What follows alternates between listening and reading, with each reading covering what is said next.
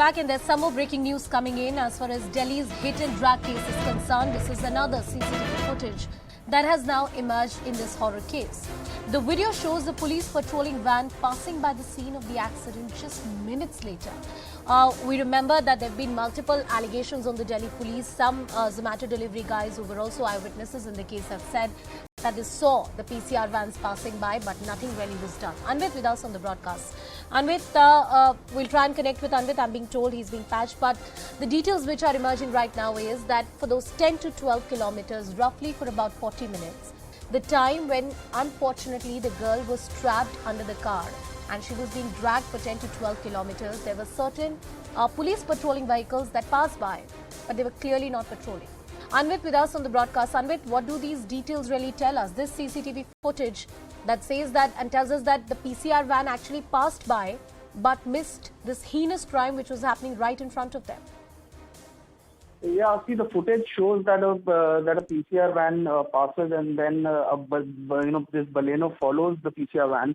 But see, one thing is there that we are not sure if this footage is from after the incident or before the incident, because when we claim that so there have been discrepancies in the time that the CCTV footages reflect, police have said that DVR's time differ from the actual time of events. But certainly, this means this footage clearly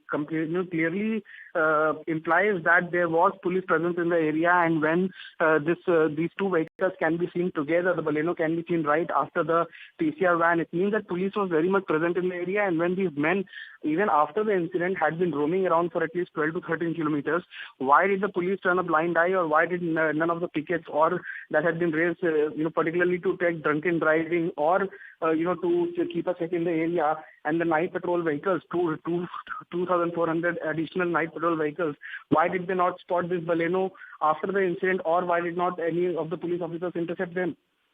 Why did the police not intercept them if the police vans were there in the vicinity? Those are the key questions which are being raised on Delhi police as far as this entire case is concerned. The manner in which the Delhi police responded to the calls that were made. Anvit, very briefly from you, this is not the first time that in this entire case Delhi police is coming under the scanner. In fact, when this case was reported, the prime question that was asked is that did the Delhi police respond in time? Could a life have been saved? And with the CCTV footage on our screens right now, we see a PCR vehicle passing by, but they did not notice clearly.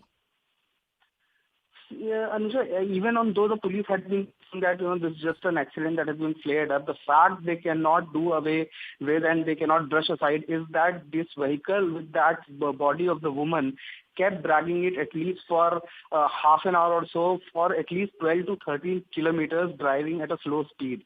Why did none of the additional pickets that had been raised, why not any of the 18,000 additional police force that had been put on ground, including 2,500 women officials, particularly put down for women's safety, 1,600 pickets, 125 additional drunken driving points, or any of the 2,400 additional patrolling vehicles not spot this vehicle with the body being dragged along? That is the particular question. And since beginning, like you mentioned, police's laxity has come to fore very clearly in this case.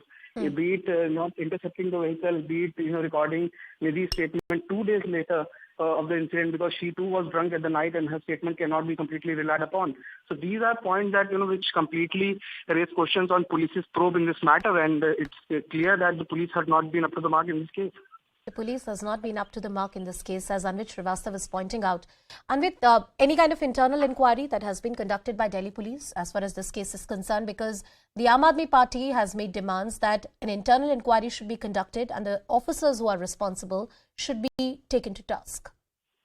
Yes, so there are two major teams that have been put on this case. One team is under Special Commissioner of Police Sagar Preet Singh Hooda, which is investigating this entire incident, the criminal side of it. Another team is under Special Commissioner Shalini Singh, which will be looking at the laxity on police's part and dysfunctionality of the police apparatus that was active that night but did not respond in time.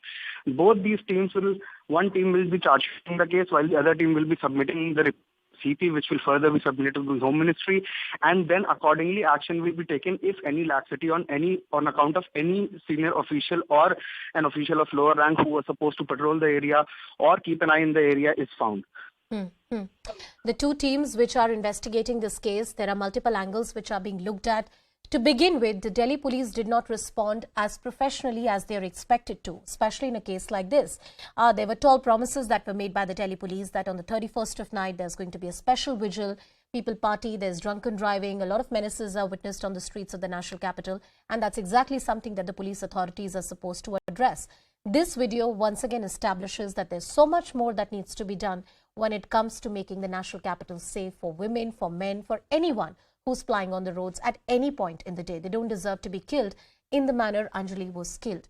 Once again, cutting back to Anvit, who's with us on the broadcast. Anvit, the CCTV footage, whether it's about the crime, whether it's about establishing the identity, whether it's about weaving the chain of causation, they have been very, very instrumental in the investigation so far, and they continue to be so. At least one change from Nirbhaya to now that has come in Delhi, that you have CCTV cameras which can capture instances like these and help police in investigating the cases. See, CCTV footages have always been instrumental in solving criminal cases. But the fact in this case is that the police have not been able to lay their hands on any footage that captures the accident, which means that the network of CCTV footages is not apt in the capital, be it from the police's side, those cameras that have been installed by the police from their budget, or those from by the Delhi government. Yeah. The fact as of today is that this particular incident where Anjali was dragged up to 12 to 13 kilometers, even though that is true that it came to light only because CCTV footage is showing that the body is being dragged along, did rounds on social media. But finally, the incident that takes place, the accident that happened, that has not been captured. And that is why the challenge lies before the police to how will they ascertain the sequence of events that unfolded between 2 a.m. to 2:10 a.m., in which they are saying that the incident actually took place. They only have statements of these four men who were occupants of the car and the statement of this woman, Nidhi, who is the only witness in this case, to rely upon. But all of these men and these two women, the one Nidhi who has survived this accident, all of them were drunk, heavily inebriated. So can their statements be reliable in this case? That is one vacuum in this case, and police are having a hard time fill it. Absolutely.